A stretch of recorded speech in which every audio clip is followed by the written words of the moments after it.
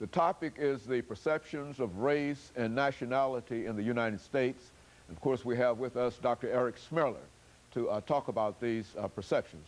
Dr. Schmeller, during this last segment, let's give you an opportunity to sort of move this whole issue of race from the pre-Columbian era on up to immediately after the Civil War, if you so desire, and to give us some directions in terms of the separation of the races and segregation and how race played an important role in reference to that. I think that that would be quite profitable to do that. Okay.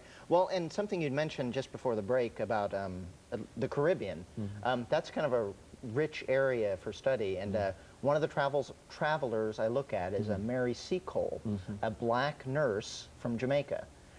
She's well known to the nursing students that we have at TSU. They study her. But she traveled to Panama and had a lot of contact with white Americans prior to the Civil War. And her kind of experience gave a unique look at how a black woman on her own kind of had to deal with race. And her kind of experience kind of started moving me a little forward with the work, thinking that she obviously held the British up as kind of ideal. She's a black woman. Her mother had been a slave and had married a Scottish army officer, and she was the offspring of that marriage. She was a mulatto. Yes, so it makes it, I mean, definitely what we were kind of talking about earlier kind of brings that in. She defined herself as English. She took great pride in being English. Every opportunity she had to make fun of Americans, she took. Most of the Americans she met were extremely racist and commented on her color, and one even offered to bleach her, which she didn't take very kindly. But that kind of interested me. Why would an English woman whose mother had been a slave, black English woman, why would she still kind of be so attached to her nation? And definitely the English end slavery before the Americans do, 1833. And they kind of hold themselves up as the moral center in a lot of ways among the European nations. Like, look, we've abolished slavery, why can't you? And I wanted to look at Americans. We definitely, the white Americans definitely kind of look to England as their kind of cultural origins. And why not follow? And obviously there's economic issues involved here. But as you move after the Civil War, it was troubling that I found that the English travelers started to display the same kind of racist attitudes you saw among the white Americans. It was different before the war ended, but as long as Africans were enslaved. As long as there was something to fight for, and you could talk about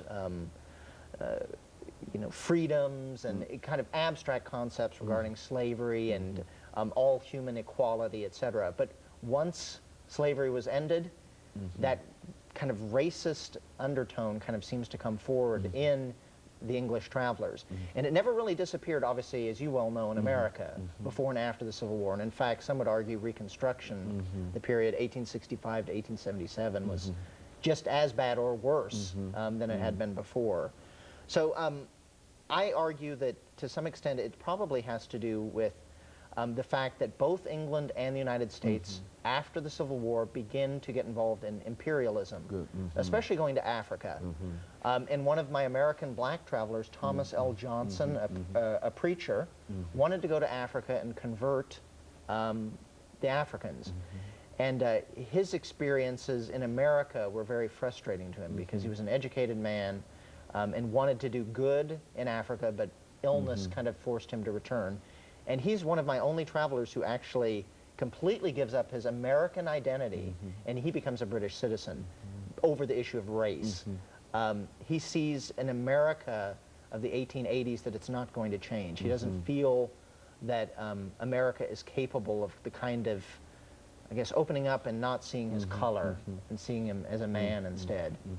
Well, you know, when you deal with this, the issue of the separation of the races in America following the period, after the Reconstruction period, did you find any kind of identification that you, dealing with this, that you could bring into that period that would sort of justify Plessy versus Ferguson, the beginning of the separation of the races in this country? Definitely. The white English travelers, they frequently referred to something as the Negro question, the Negro problem. What are we going to do with them?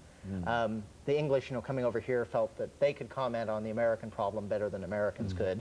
And yeah, definitely that's where that kind of racist kind of attitudes toward now African Americans really does kind of feed into definitely the separate but equal. There's only certain things that these people are capable of. And usually, going back to the issue of miscegenation, the argument that they frequently used, when thrown in the face with, here's a Frederick Douglass. He's an educated man. Obviously, he shouldn't be, spending his life digging ditches. The argument would come out that, well, it's because he has white blood in him. And that's when you start to really see this kind of focus on Anglo-Saxonism. And the Anglo-Saxon heritage.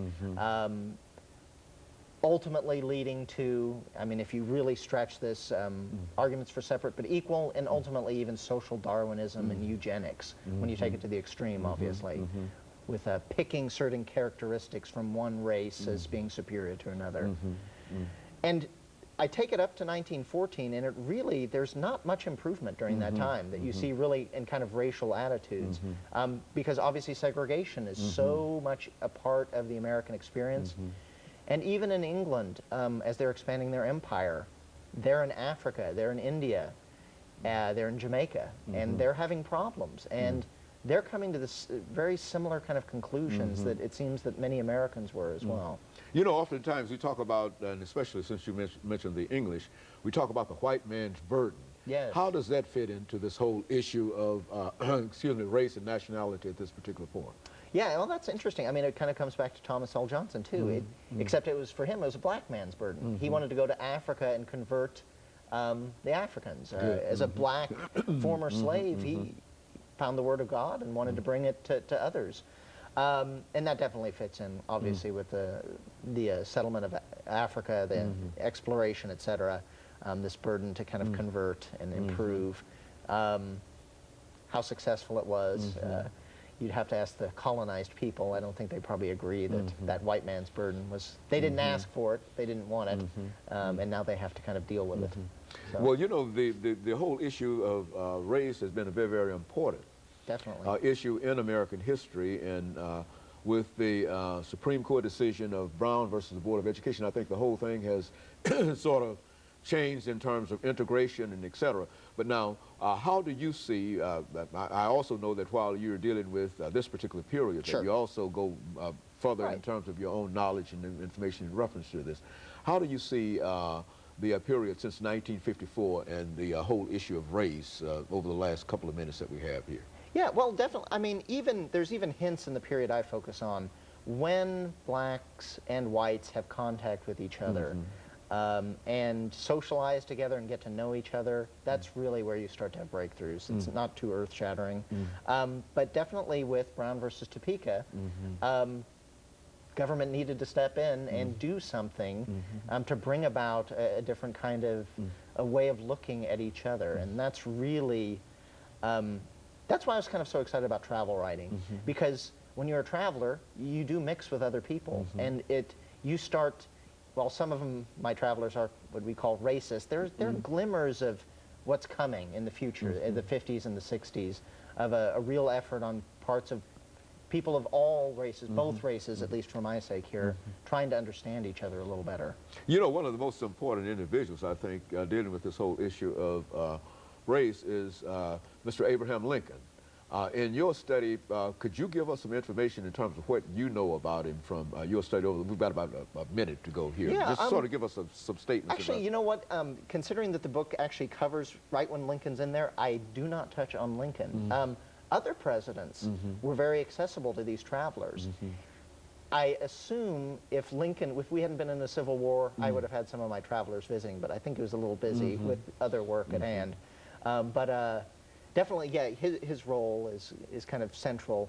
Oddly enough, the black Americans, they thought Queen Victoria was much better than Abraham Lincoln. Abraham Lincoln, very because good. she freed the slaves. Very good, and so that's some very, very good information to know that in terms of how black travelers regarded these national leaders, that Queen Victoria, and since England ended the institution of slavery earlier, that they would prefer Victoria over Abraham Lincoln, even though he is considered by many African Americans the great emancipator. And of course, Dr. Schmeller, let me thank you over the last couple of minutes, seconds that we have here for coming by and bringing us a very, very important issue dealing with race in America. And of course, let me encourage our audience to tune in again next week for another informative edition of Comments. Thank you and good morning. Get Comcast in HDTV. Call Comcast now. This weekend.